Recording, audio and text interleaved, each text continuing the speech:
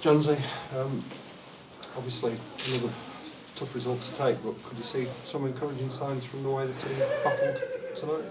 Yeah, it's a tough result, and I've just been saying to lads there, from being 4 years old I've been involved in sport, and I could never get my head around teachers or coaches that talked about performance. It was always about the win for me. Everything was always about the win. Became really idolatrous about the win. But this week I got it. I was desperate for a performance, or certainly a response. And I think, in recent weeks, some of the lads have looked dejected, spiritually dead, and just wonder where the energy is going to come from. And whilst I'll preface this by saying 26-0 is never, ever going to be good enough for Leeds Rhinos at home, but I just feel like some of the building blocks we wanted to put in place tonight for next 2 weeks and starting to build a season were there. They were there, and I was encouraged by some of what I saw. You had to factor that, and look, I know St Helens weren't at full strength. They were missing some really important players, some high quality world class players. But you had Fussy Tua, Harry Newman, Richie Myler, Tetavano, Brad Dwyer, pretty offensive players. Tommy Allroyd to that mix. Then you're going to start executing and finishing off a few more players, scoring tries, and things look a little bit different. So disappointed with the result, as you say, Pete, but actually really excited with what tools we've got to work with in the next couple of weeks. The defensive effort under a lot of pressure was obviously improved on this week's, but as you say, you need to do a little bit more with ball in hand, clearly. Yeah. We've not scored anywhere near enough points, and we talk about Rhinos DNA, don't we? But we moved the ball, we did move it, and we asked some questions. I just thought when we got to 3 quarters, we just didn't have enough punch, we didn't have enough zip, speed. We turned ball over on first and second tackle, I think 4 or 5 times, which is really disappointing.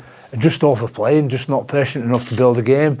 But they will get there. And they're part of the incremental steps that are a few weeks down the line. We need to play some games at training. We need to get some bodies back on field, get some 13 on 13.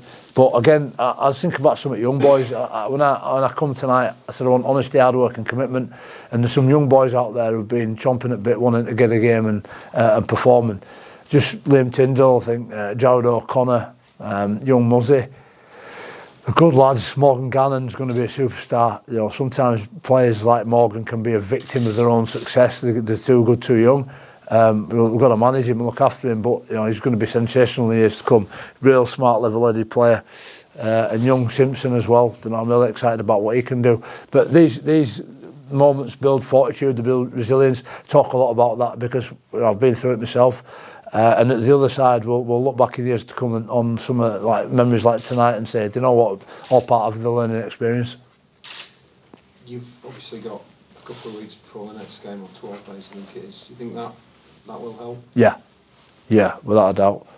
I've been talking to Rich Unnix, who's in charge of our S&C, our performance staff, and we've got a plan as to what we want to do in that time, make the most of it, and we're really going to make the most of it every minute. And get it out of the lads. I think the worrying part going into it was, are the lads going to buy into it? Are we going to have some energy? Are we going to have some commitment to it? And what I've seen tonight, some conversations that I've seen going on, I absolutely believe we will. So we'll make some big strides, I'm sure. Going in there at half time and before game, they're going on each other like little men, like little angry lemons, and there's little conversations breaking out here and there. And that's enough for me at the minute. Where we've been, that's enough for me.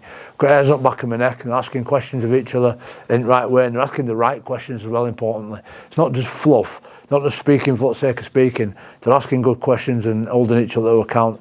And as I say, when we start bringing some boys back in, keeping them together, we'll start moving forward. Just got to nail down that discipline. And I think lads like James Bentley, I've been into him a lot because he's got a lot to give. I love his application to our game, and he's really useful to have in middle. His discipline's been horrendous, but I thought he had some real control about him tonight. And there's a few more little knobs on players that I've asked to just sort that out, just sort this out in short term, and they've done it. And you all might not see it yet, but they've done it, and I'm really happy. Aidan Caesar's injury, was that a groin? Yeah, he's been struggling for a little while, and he pulled up yesterday, and he wasn't right, and there's no point going out there risking it and getting him upset and angry. So I've just said we'll leave him. Thanks, Jamie. Cheers, mate. I think he picked up a few other knocks during Mikel Lyle to be playing hurt a bit. How was he and James Bentley? He played hurt, and that's important. To be able to get up off the deck and carry on playing when you're hurt is what I need. It's what I need from characters. Young Jack Walker was struggling, but he stayed out there. That's commitment. That is commitment. That's what we want. Don't want people crying off and whinging every time they get a bit of a bang and a knock. And once those boys start believing that they can play with a small tear or a bit of an airline fracture and the rest of it, that's what it takes to win big games. You go through that St Helens team with the fine tooth comb. I'm sure there'll be loads of them struggling. And that's what I'm talking about that commitment. There's other people in my ear hole. He needs to come off. We need to look after him. Got to think about 2 or 3 weeks down the line. Well, there might not be another 2 or 3 weeks if they don't stay out there and be committed and perform. So, yeah, we've got a few knocks, but we've got some really smart medical people as well that'll look after him, and we'll make sure that these tears that we've got coming up, that they're treated and recovering. Did James Bentley fail his HIA? No, he didn't. He passed it. He had a bad neck. But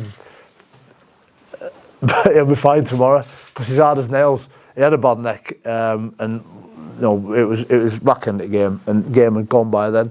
And I wanted to get young Muzzy on. I wanted to get Moise on and give Jared some game time. So that was good to be able to do that.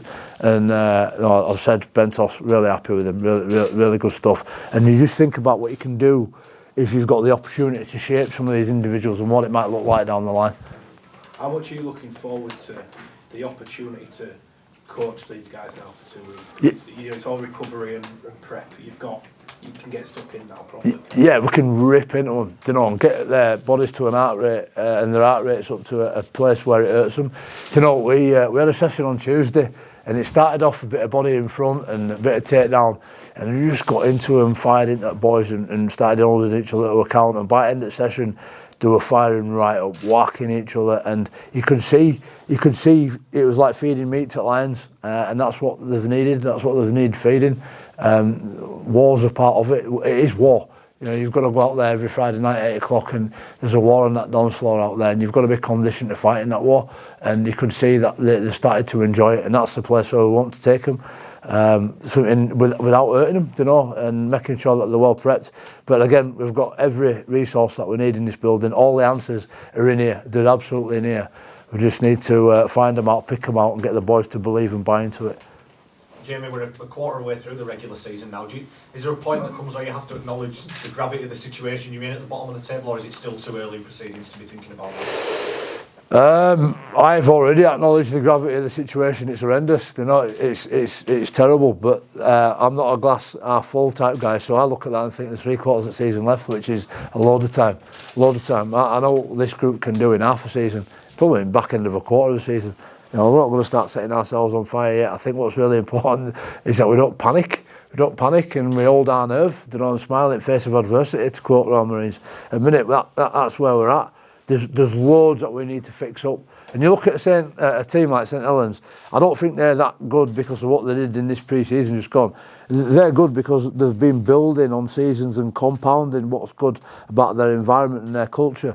And I'm fed up of talking about culture, here. I think culture's all about the people that occupy the building. The building itself's almost irrelevant. So what we need to do is start compounding some behaviours and some values that Morgan Gannon and some of those young blokes can pick up, hold and preserve. And in 5 or 6 years' time, they'll be having those dynasties when they're competing in finals, challenge cups and grand finals on a regular basis. And talking about it's back at the Rhinos. But look, I'm patient, and God willing, I'll be in it for long. I've been at this club for 25, 26 years, and I've loved every minute. I've had some ups, some downs.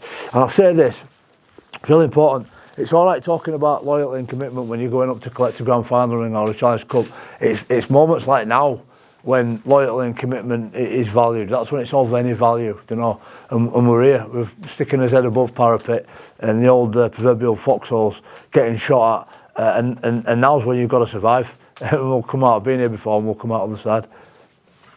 What did you make of Liam Sutcliffe's performance within the Lions? Yeah, good. I've always rated Sutty as an half. I think he's really silky, he's intuitive, don't know, he's really disappointed with himself when he's thrown that ball behind his back. I think young Jack Broadbent's done one as well. There's sort of bits that we need to cut out and be patient with.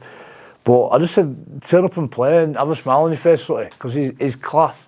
I remember the first time I come across him, I was coaching under 16s, and Rob Burrow had him in his 15s, and he sent him up to play with us because he was a bit short, thinking, hey, this kid's got a bit in him, he's a big lad and all, he can bang him.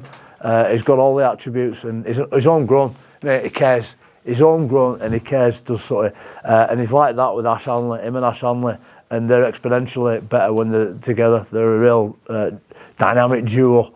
So I just want to put a smile on them face and get them leading again and be leaders. You know, I said great leaders create leaders, and good leaders as well have the ability, I'm going to contradict myself here, but good leaders have the ability to follow as well sometimes, and that's what we need to take things forward, take people with them, and sometimes occasionally, you know, look after your mate as well. Alex Miller and Bodine Thompson didn't play tonight. What's the situation with those two? Yeah, Mel's been poorly, not been well. Bodine's had a pretty serious issue at home, and I just said, mate, family comes first always. Get that right. Didn't want him anywhere near because he had some things he had to deal with, and that's for him to talk about. But Bodine's trained really well. He's working hard. He understands where he needs to improve, certainly in short term.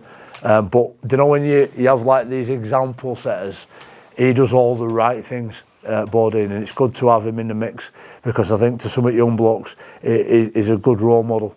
And he's exceptional to have around. I really wanted him to play tonight. I was looking forward to seeing him play, but unfortunately he just had a really important issue that he had to deal with at home.